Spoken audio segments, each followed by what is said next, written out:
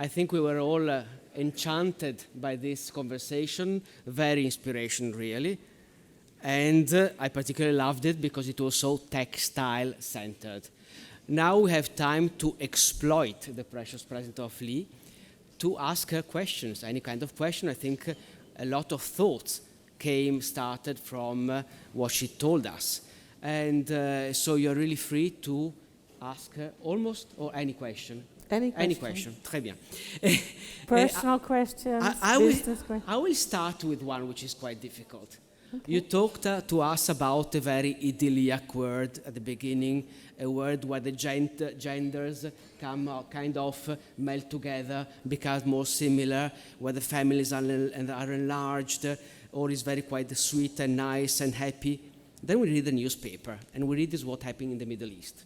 These people where the women are segregated, where you kill your brother, and you bomb, etc., and they tell us they will overcome us, and they will conquer the world. They will come in Europe and in America and England. They took how long to pass security? I came back on Friday, 5 minutes. It took you an hour or whatever. Yeah. So how do we reconcile, put together this world? Are they compatible? Who will overcome the other? And what is this a dream, what you showed us, or is it reality? It is real because it's meant almost to be a refuge for all this bad news we have. So I think we're living in such an incredible difficult period. As far as I'm concerned, it's the blackest summer of my life. And at one point I really said to my friends, I have le mal du monde. Instead of mal à la tête, I had mal du monde. I had pain for the world. Severe pain, because it's a mess everywhere, and it's very barbaric, as we all know, in different regions. So it's very hard to still believe that there is a future and there's a tomorrow and that there's a possibility. And yet, of course, it's also the only way to continue, is to believe in the future, to believe in the possibility, to believe in our way of life. And I think we possibly need so much warmth because the outside world is so angry. So in fact, the interiors will become more and more a refuge. This is why people are giving it also more love and attention, because I can see people, you know, when they come home, they have flowers and they take several vases and they make a still life, and people are really, they're trying to make their life as wonderful as possible, because it's the only way we can fight, you know, this doom you feel. At the other hand, it's very strange. I had my birthday last week, and this was in the countryside in Normandy, and I always have more or less the same friends at the table. And when I do the table setting, it's always very difficult to make it new, because, you know, someone is English only, other one is Dutch only, one is French, and so I always end up having the same people together. So I was so bored, you know, one more birthday, same. And suddenly I decided, like in a flash of thought, to make a men's table and a women's table. And it was very successful.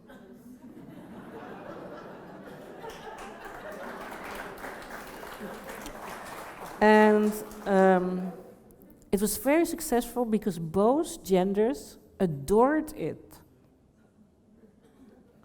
Because women are often very, very bored with all the men, you know, telling about whatever they have achieved. And the girls want to just chat. And the boys also are bored to have these women sort of interrupting their male bonding. So it was pretty amazing how well it was received. And there was a very young boy who is working with friends of mine, and he said, it's so strangely, because we did that in my parents' house in the Netherlands also for Christmas. And the ladies all stayed in the kitchen, and they had the Christmas dinner in the kitchen. And they made for the man a beautiful sort of old Dutch, stately dinner. And I said, how did it go? He said, well, we were a little bit gênés because the girls were in the kitchen. But in my case, the girls had the most beautiful room. We had 2 different rooms, and we could still see each other. And we had live music from boy and girl playing Ravel. So there was, in the end, we all came together to listen to the music, and then we stayed together to have the drinks and so on. But the dinner was separated. And I decided to make the dinner high and low, because I said it has been such a horrible summer, yet we are all happy, and somebody survived some very bad disease, another one have a new hotel to make, another one has a new book out, and so I was counting the blessings. So I said, I do a high and low dinner. So the dinner was sardines in can and caviar together. So, and radishes and salmon. So it was very big contrast to explain the time we are in, high and low. And loving as much cheap things, but beautiful things, as very expensive things. That's also very important in our life today. Especially young people, they don't want everything expensive or everything cheap. They want to have a mix. And so we had vodka and caviar, so that was pretty much like Russia. So I thought to myself, you're crazy. Your birthday is like, you have Putin and ISIS in the table almost, But this was an intuitive step. So Europe needs to wake up in America, because we need to somehow force, of course, some frontiers on this happening. Especially for women, of course, it's a nightmare, because they are going to be put again behind walls. They will not even go out. So it's a terrifying situation. But it's not the only terrifying. What worries me even more is the Russian situation, the Ukraine. It's not going the way it should go, and Putin is teasing us so much that, at one point it will ignite. When the plane was shot out of the air with all the Dutch people, I thought, oh my God, it's already the ignition. It was not. But if something like this, happens again, there is some sort of real present possibility of an international super crisis, I must say. This is why trends are becoming more and more cocooning, because I think we're just retracting, into our shells. Strangely enough, trends are less aggressive than before. So, in a very weird way, the trends don't indicate aggression. But is that denial? I don't know. Sometimes it's very hard to read these signs. I'm worried. I don't feel that it's not at all an easy situation, not at all. Because you have, Ebola, you have Libya, it's almost, it's shit all over the world. Venezuela, and kidnapping, and everything is getting more and more barbaric. So I believe that it's very important to educate people to also to behave. Our governments use now language which you don't want to learn your children. So I think there is also the missing of some form of manners, Manners are lacking. This is why Alain de Botton made this very interesting book, which is called Religion for Atheists. And he is analyzing that because of our atheism, and we don't go to church that much anymore and so on, as a society we also lose all our manners. And he is preaching for the return of the rituals of church without the church itself, and the spiritualization of the world. There's also very much positive news, but you have to hunt for it, of course, and it's hard to find. There's positive news of young people moving out of the cities, going into the rural areas, producing very new and clean food in very old-fashioned but contemporary ways. There's great news of new initiatives of sharing, of landing on each other's couch, of pop-up events, of recycling, of donating, of hand-me-downing. And so there is at the same time in the underground a very, very positive world movement in Berlin, in I don't know, in New York, especially the outer boroughs. So again, this high and low, there is also this super positive new trends in this younger generations where they really decide on another life. So they say, we don't need a car. We can share a car, or I can rent a car, or I don't need to own a car. So ownership of cars is already finished. There's no reason to be anymore. And so that means that the industry will become a service industry. So the car industry will become like a phone company. They just sell infrastructure and so. So there is big reversals of trends as we speak, which are very positive. So the whole idea that we want to be together, that we want to be a family, that we want to be less alone, basically, I think that's very positive. But it is it's the weirdest period I've been in my life. And there is no direct threat as far as I can see in trends. That's why I'm puzzled. Is how can I still be optimistic somehow a bit?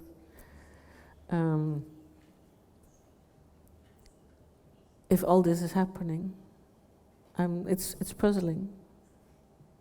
Because when 9/11 happened, for instance, I made my trend book in spring, and I felt terrible. So I thought I had a midlife crisis. And my book was very aggressive. Everything was about aggressiveness and obtaining things by fighting for it. Amazons and even compliments, you had to fish for them. You know, the whole thing was about very activated sort of being. And I was making my text very, very énervé. And I said, what's happening with you? Are you have your midlife crisis? You are... It was not myself, and normally my keyword is enjoy, and I said engaged. And I made the invitation like the May 68 posters, and everything was fighting mode. And started with sort of the American anthem, played to pieces by Jimi Hendrix, and it ended with some rappers asking for peace and so it was so bizarre. And then when the towers went, I was sort of relieved. I thought, now I understand why I was so upset. So somehow I had felt that whole event.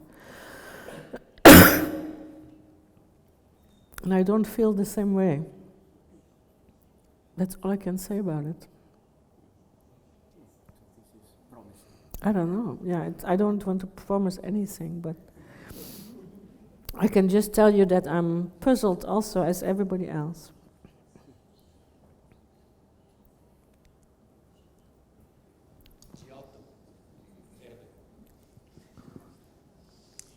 Perhaps I can also speak without a microphone, but thank you for listening first and foremost.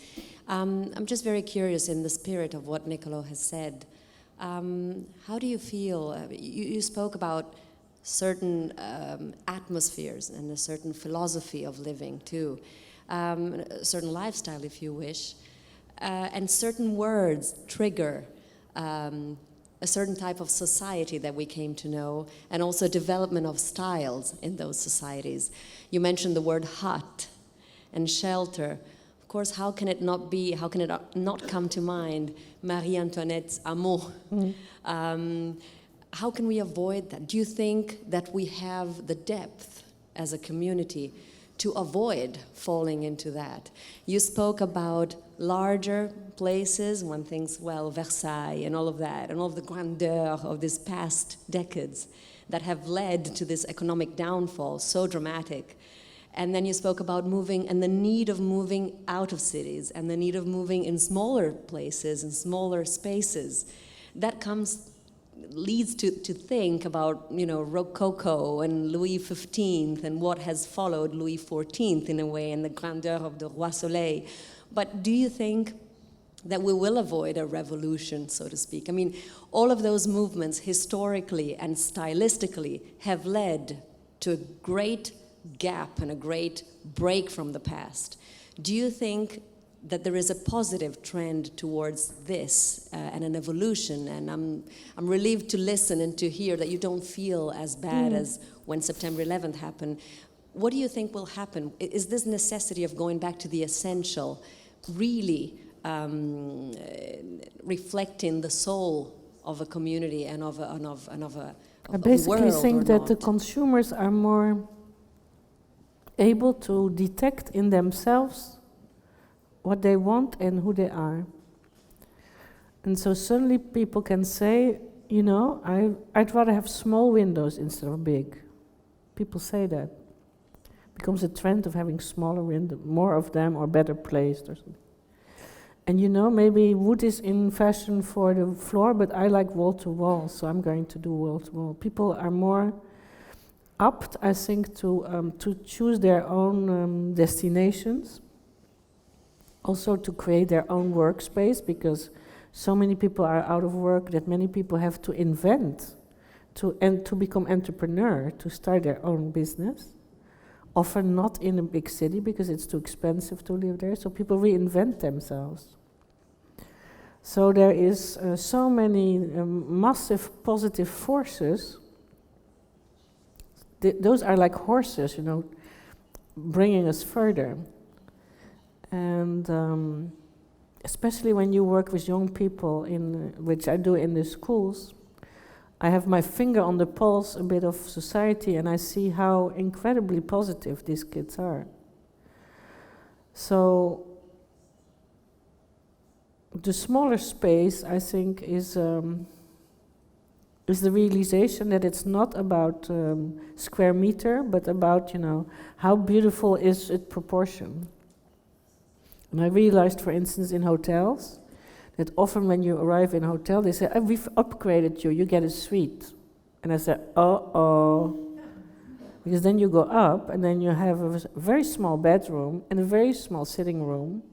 You cannot sit in your bed, because it's not a room, and you cannot sit in the sitting room, because it's not really a sitting room. So I early on detected that I only really like junior suites, because I have both in one space. I'd rather have a junior suite than a suite. And this is what people also realize in life, that it's better to have a sort of beautifully laid out 2-room apartment than a 3-room apartment where everything is sort of small. And these choices of a better proportion, a better layout, and making choices, maybe having a kitchen where you sit and not having a sitting room, but then to have a very beautiful bedroom. You know, so the people are making other choices, and people give up space for a very beautiful bathroom. So, of course, the kitchen has been the most amazing revolution in our lives. I mean, it's such a big thing. And food is also so big because it's such a strong trend, because it's, again, people being creative themselves. So I believe in the empowerment of the consumer. The consumer is getting very interested in trends and so on. Now when I do public speaking, you know, the public is as informed as the professionals. It's very interesting. So I believe in the consumer.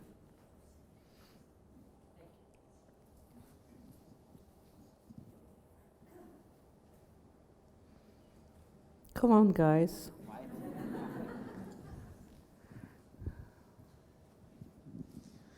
Yeah, I'm Pascal from France. Lee, how do you see in the decoration textile culture, the things evolving by the young IKEA generation, our future buyer in 20 years? which have not necessarily known all the styles that we were talking about, the Louis XIVs or Rococo or so on. They have no real culture of decoration. How do you see things evolving in 20 years? These young people are future buyers. Well, they are learning. They are learning and they're inventing.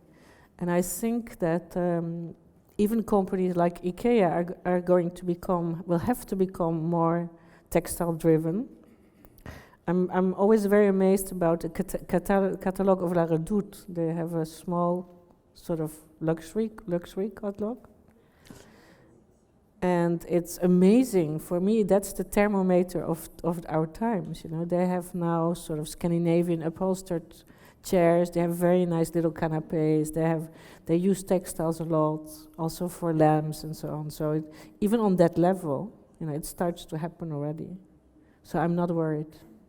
People just learn it with the cheap brands, and then later on they know how to do it with better brands. But I believe that the future with this normcore in America, where people say, I'm going to be normal, I'm not going to do fashion and so, there is a fair possibility that also great simplicity will become important again. And but it's not minimal like it was last time, it's a bit more hardcore minimal, I think. But still with textile, always with textile. That's really where we are heading now. Actually, you know, the fashion is now is lending from interior, like with mattresses and cushions and stuff. So the fashion is even becoming like interior. So I believe that this we will learn it through the cheaper brands as well.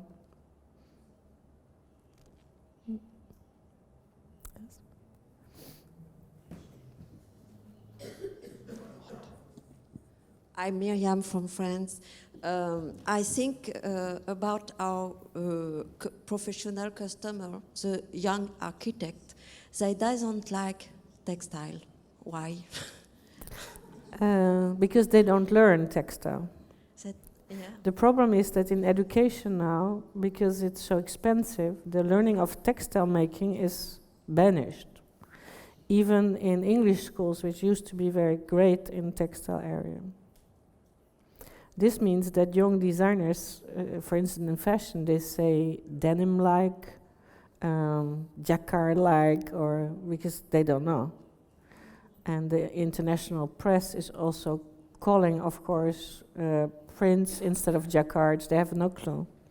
There is an absolute sort of loss of information and education about textile.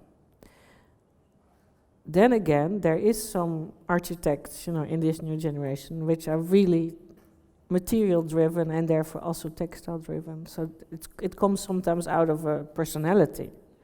But if you don't have it in you, it's hard to find because you don't learn.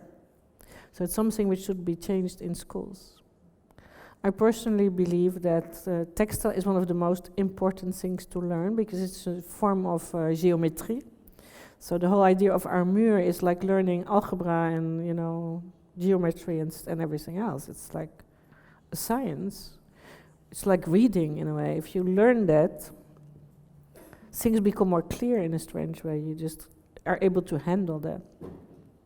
And I also believe that a little piece of fabric is able to explain the times we are in, because it's somehow it reflects the cultural and political economic situation. A major textile can be a spokesperson of a period.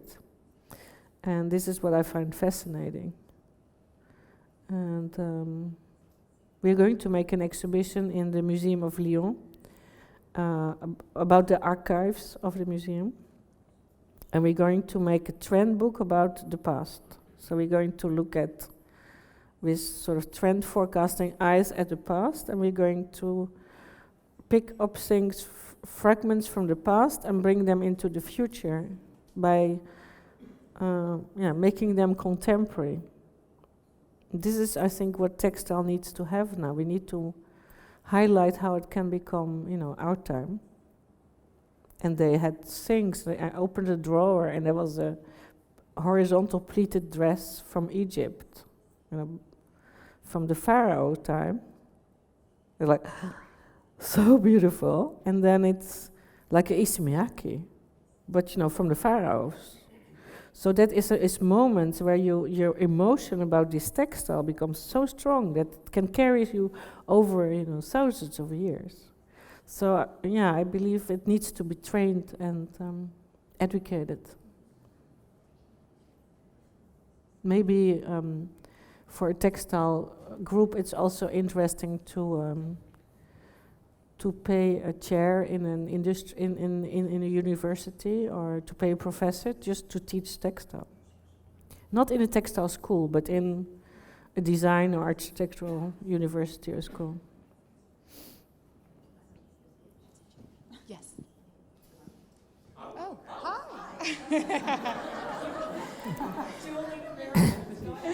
Lee, hi, I'm Lane from New York. Andrea referenced earlier the different roles interior designers play in the States and in Europe and the rest of the world. You've now talked about end consumer self-awareness in the younger generation. What role, especially for our industry, do you see the interior designer playing into the future? I think an interior designer is many things, because you are psychiatrist, a designer, a friend, or a sort of part of the family, because you need to talk to their souls, and get to know who they are and where is their true love and so on. So I think this role will always be there, but it will be more like a co-production. So the clients will be more aware and will be more involved. And so you will have to, we will all have to work more on co-working. And we are actually talking to a big industry, and they want to find a new company to work, to give them advice. And we are proposing to have sort of atelier workshop in Paris, where we sometimes give advice, but where we also teach their people how to do things themselves. So we become informers, but also educators and, editors or something, like editing the work they do. And I think this is more and more where this world will go. So you're just making a joint venture together, more than in the past. So it's exciting. But again, also the schools should learn the future interior designer this, of course.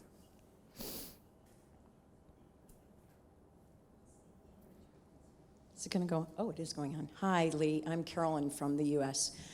I want to go back to this point on education.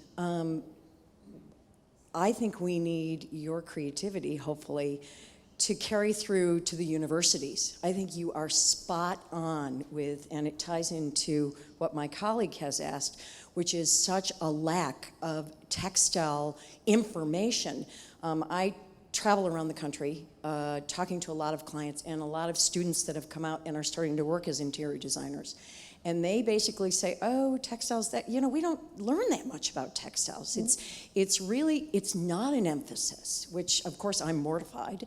And so I'm sorry, I'm gonna be greedy. I have two questions. So the first one would be, what would be a suggested movement in your eyes that we as a leader in the industry could help to influence the universities to make this happen? I think it takes a revolution of sort to make the education be put back in place. They'll say it's in place, but it's more commercial contract driven. This is what young students tell me. My second question goes out of education, and it talks a little bit about the real estate market. Never before have we seen these huge amount of real estates. I base myself out in New York City. The buildings, the price tag on real estate, oh my gosh, we all know it, and I know you know it because you travel globally. what is to become of the amount of wealth and people that are buying these spaces and kind of the minimal lifestyle, what they're putting into it. I agree with you, there's kind of an exodus going out, but these shells, if you will still exist. So who do you see purchasing them, and how are they going to be living in them? I'm not completely sure I get My your question? second question. My question, it really relates to real estate, because when the real estate market, I think, certainly, when the real estate market accelerates, our industry follows. This recession, we've gone into the recession, we were the last ones to come into it, we're the last ones to come out of it. Real estate usually, as people buy houses, real estate, it's an engine for, I believe it is, I believe it drives home furnishings demand even more so. Money, attitude, post-recession, it's a little different. Interior designers, the end consumer for us through the designer has never been more involved. So again, consumer involved. But real estate, there are these multi-million-dollar properties in Los Angeles, $30 to $50 million spaces, high-rises. So you've got this transfer of wealth buying this, and yet, what do they really want to put in it? What, in your opinion, do they want to put in it? If lifestyle is shifting a little in choices of how they're cocooning. Does that make sense? I'm sorry if I wasn't clear on it. I'll try. I think I've understood it. Okay. Sorry. Well, this type of real estate is not really in Europe so much present as it is in America, of course. What I see happening in the city, especially, is that you get all these renewed buildings, new buildings or renovated buildings, where the whole service, which becomes like a service lifestyle industry. So it's not just a doorman and a gym, but everything is there. You know, it's like a hotel without, sometimes even with the restaurant, but it's more like a hotel. And more, I think people aspire, luxury will be all these services. So you will want to have a space which is well located, which is, the right. Also, of course, the security is very important here. And so this is where people will put their money, I think.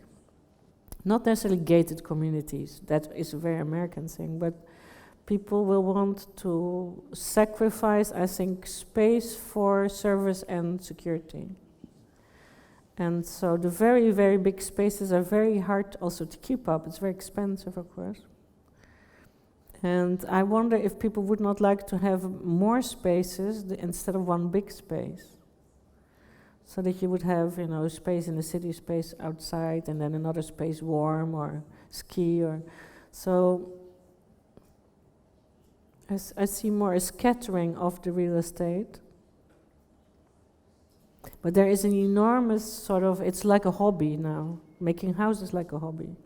When you go to London and you watch television, you see only of these home bettering programs. That's the only thing you see. I mean, there's on every channel there is one. And sometimes high, sometimes low, but it's a very big success. Everybody wants to have this, house or a dream or. So I think it's more than ever a trend to have housing, playing house, really. And make the house beautiful is, it's an obsession at this point. We did this very nice trend presentation a year or two ago, and I found a text of Oscar Wilde doing a lecture in the United States, telling the Americans how to make a beautiful house. And the text is called House Beautiful. And his text is so up to date, it's like it was written yesterday. It's pretty amazing you should check it online, it's very interesting. And so had an actor make this text come alive, and it was so funny. He says, your walls are much too white. It reflects all this light. It's not with this rainy season. It really doesn't work. You need to have color and so on. So everything he says is like it could be now. It's very funny. It's about making house beautiful, yeah, for sure. So that is is that an answer to your question? Okay. And then the education, yes, maybe we should start a world movement. Or already my New York office decided to start giving sort of courses for our clients. So they can come to the office, and the fabrics we pinpoint for that season, they will get an explanation how they are made and what it is. Because we see that all these young designers, all these stylists, they have no clue about fabric. And the problem is that now they are working on screen, they're dreaming on screen, and they're designing on screen. And some American colleges really outside the big cities, the kids don't even go to shops anymore to look at clothes. So they only have flatness in their brain. That's a very big danger, I think. Sometimes I believe that maybe the computer is this famous machine which is going to kill us, you know? More than a bomb. Because it takes away our idea of three-dimensionality, takes away the tactility, our fingers will shrink because we only need one finger now, and so yeah, and in education that is devastating, of course. You have to make them use only materials, and you have to force them out of their computer world. It's a big thing.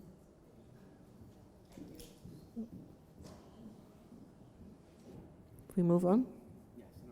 Okay. One question down there. Yeah. Yes? What do you think the impact of social media is on an industry like ours? If you're looking at a generation of people that are addicted to Facebook, to Instagram, we're looking at like a lifestyle sort of flat environment. How do you reach those people? Well, you should use this media, of course. And you have to ride them like a wave, and just by posting constantly new products, new adaptation of products, new designs from your clients, you could make a whole sort of inspirational diary online where every day is another example of somebody using your fabric, some event, and so on. It's very important. We have this web thing called Trend Tablet. I started it 4 years ago. It's free. It's costing a lot of money. Doesn't make money yet, but we have 25 to 30,000 visitors a month, and we post things 2 or 3 times a week. And people send us also things. But that sort of forum online, I think, is very important, where people can ask questions, where they can give comments, where they can, if they do something themselves, they can send you photos of their new realization. It's certainly worth a shot. Yeah, I think it's very interesting, very powerful. Like almost like the Rubelli catalog, but online and, live with people bringing things. And I was talking with somebody who was a young designer, and what she was saying with some of the social media is, what she was saying with some of the social media is it doesn't work for them if it feels like you're trying to sell them a product. no, you need to be very serious about not selling. It's selling by not selling. So you have to be seriously inspired to make a forum or a magazine or whatever it is, which touches people really. And then in the end, this brings results. And the visibility, of course, is tremendously helped.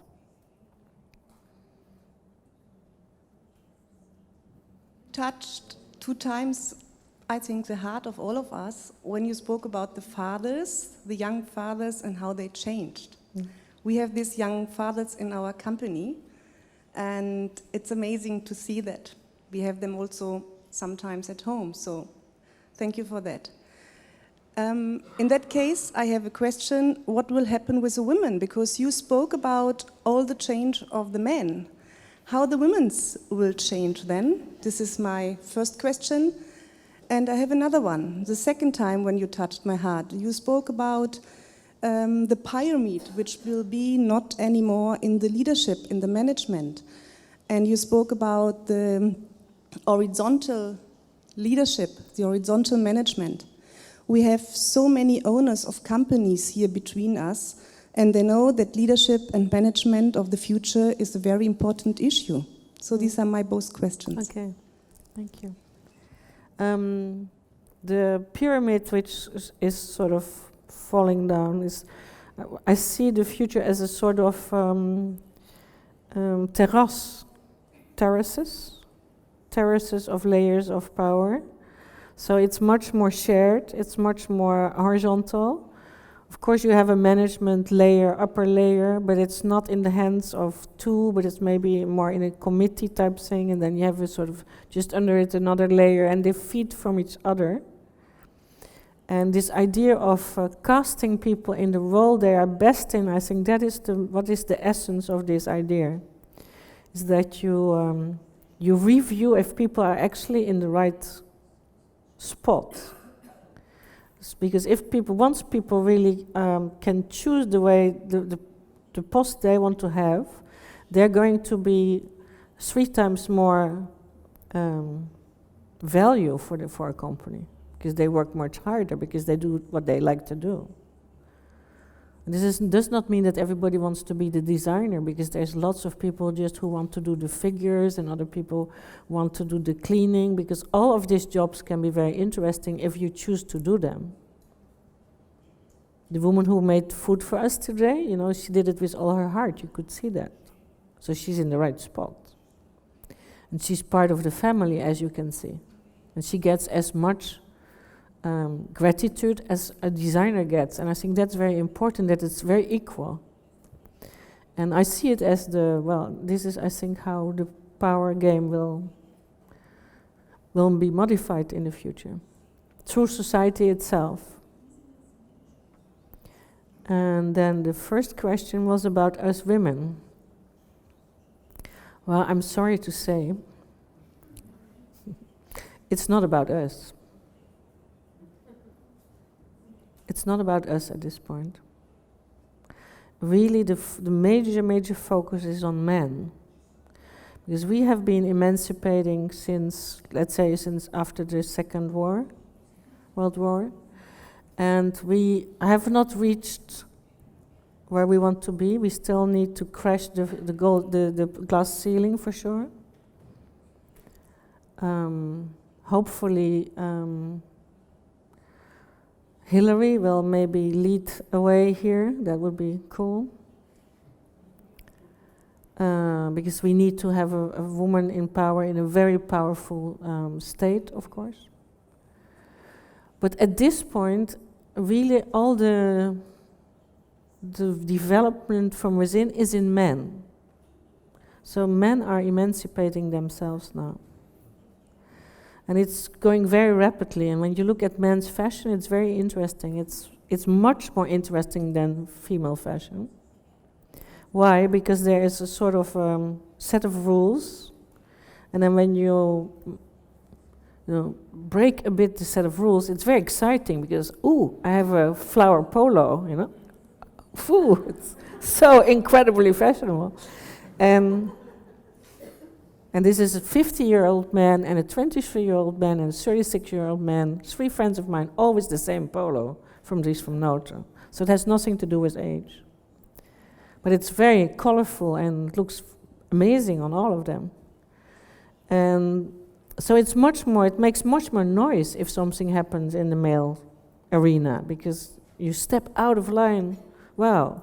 Whereas in girls' fashion, there is no rule anymore left. There is no rules. So as a consequence, nobody is well dressed, because if there's no rules, there's no comparison. So somebody has allure, or somebody is well put together, or somebody has nice hair, but the way you could say in the past somebody is very fashionable, that is not there at this point. And I'm waiting for it to change, but it's... My next book is for fashion is going to be called Anti-Fashion. Because there's no fashion anymore. Information, inspiration comes from other sources. So, yeah, women are... Yeah, maybe in time, in a few years from now, we will be annoyed with all these men's developments. And we will start, getting back a bit. But for now, I think women are just sort of observing this whole thing. But it's very possible that in this century, at the end of this century, men and women will not be so much together also. As soon as the human race decides to do procreation outside the body, which I think will happen, because it's in a way very barbaric to leave that to the females, then, then things might change. There's lots of men couples who have babies now. There's, thousands. And because you have, examples like Tom Ford and very beautiful, interesting, creative men. They create these families. I see boys in my environment, they also start thinking about, creating families. So that's a big, big thing also. So there is massive change in the male part of society, and females are just continuing more or less, the way they are. Teasing men. Lots of teasing going on. Sort of mermaid type thing.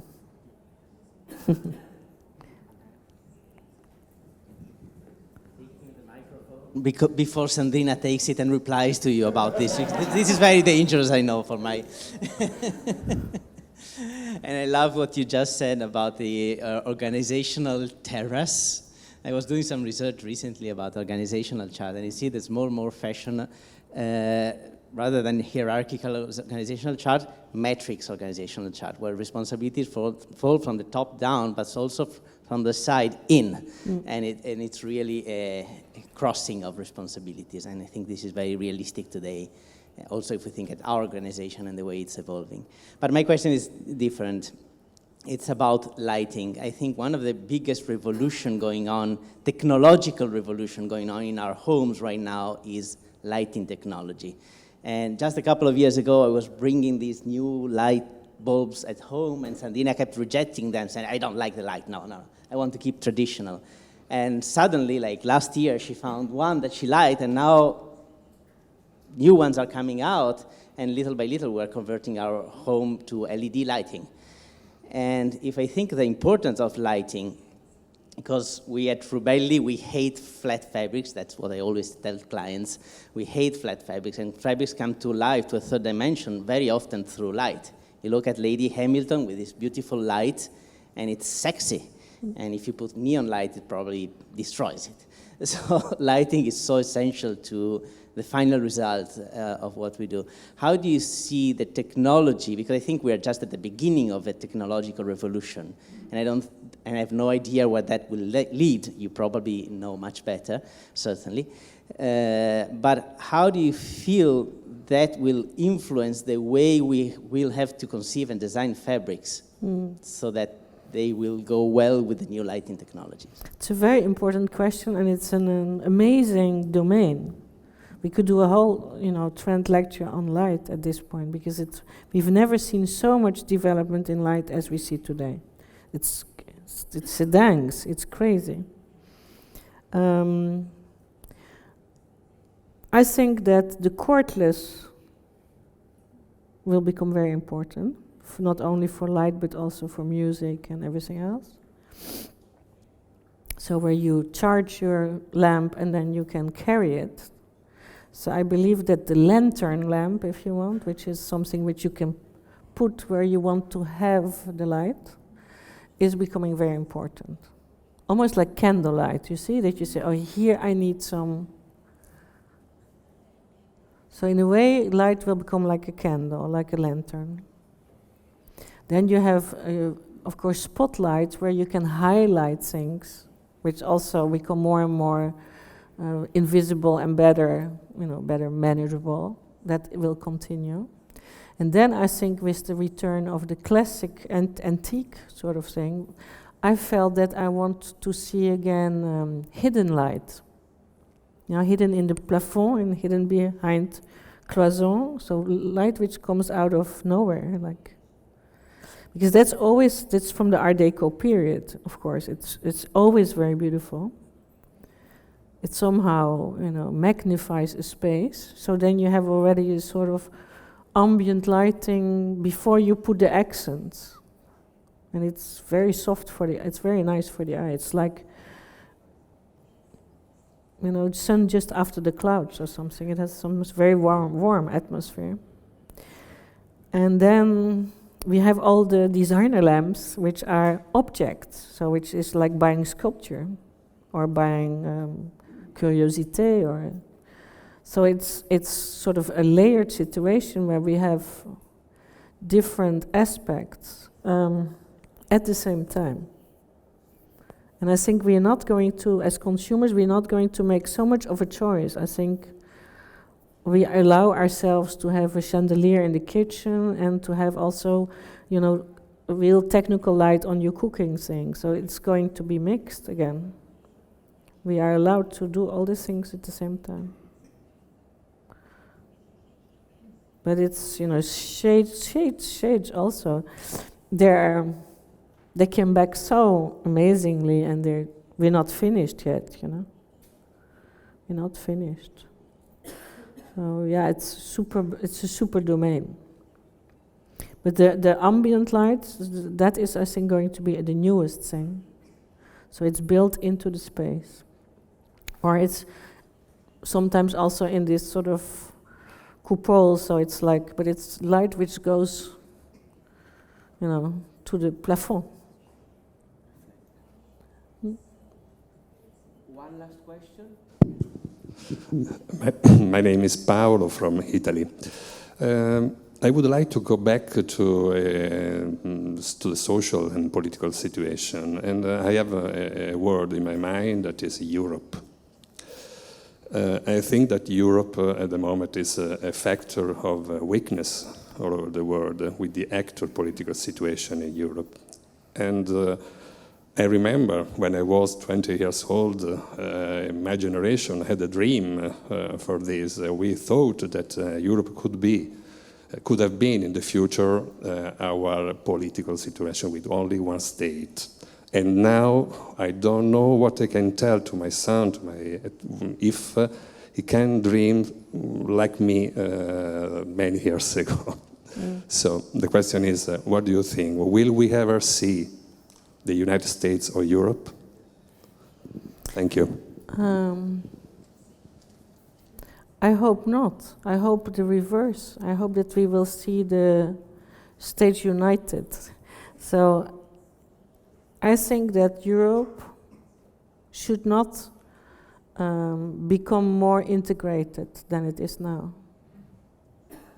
I think it's perfectly okay to have a financial link, to have a few very major directions in law and so on, and then still have very much each country its own say. Exactly like a family, actually. It's the same story. Like in a family, everybody is himself, but he's also part of this whole. And this is what was in the beginning Europe, and now we are going a bit, more in the American way. And I think it's something we should do. And I'm sure that in America, at times, California could be country number 3 on the world list if it was not in the United States. So the federal is not always liked in America. And in America, people always say the province where they come from is like in Europe, the country. So I personally believe that we want to be very much related to where we come from.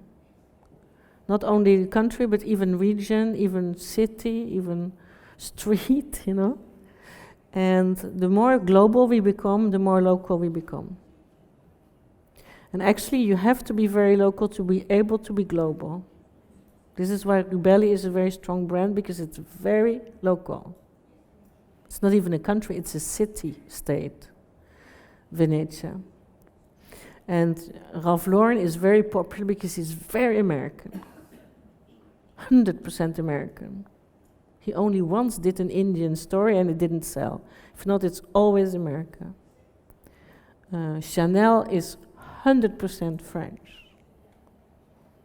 Saint Laurent is 100% Parisian. It's not even France, it's Parisian. All those brands who have the gift of location are very powerful. So for countries, it's the same. For governments, it's the same. You need to balance the fact that you have to be in this global arena, and we better have Europe because otherwise we're lost. And frankly, do you remember that you would go over the border and you would have to change your currencies and all these things? No, I'm so happy Europe is having one currency. It's economically very easy. But yeah, I see Europe as a collection of countries. And in that case scenario, then it can be successful and it can thrive. But we have very weak governments at this point, except Angela. Thank God for Angela, otherwise we would have been already dismantled, I guess. Angela is one woman we should speak out about more, in fact, because she's very cool. Angela Merkel.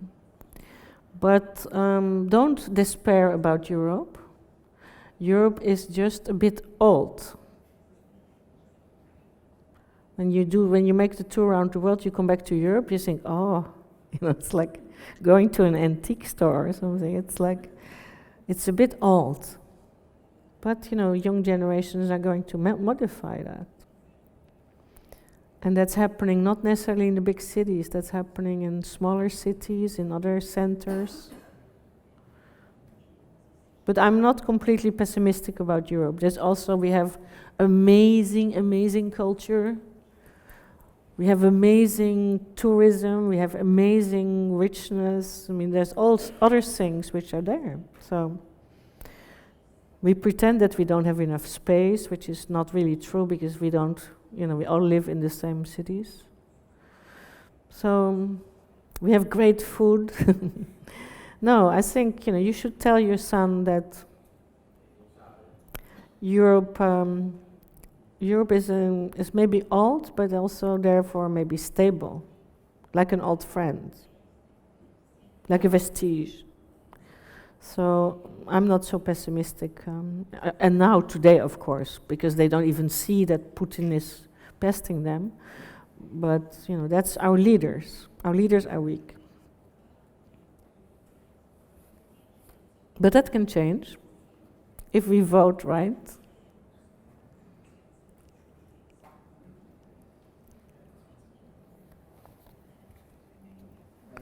Thank you very, very much for this very wonderful talk. Thank you. Thank you. Grazie. Magnifico. Grazie. Grazie.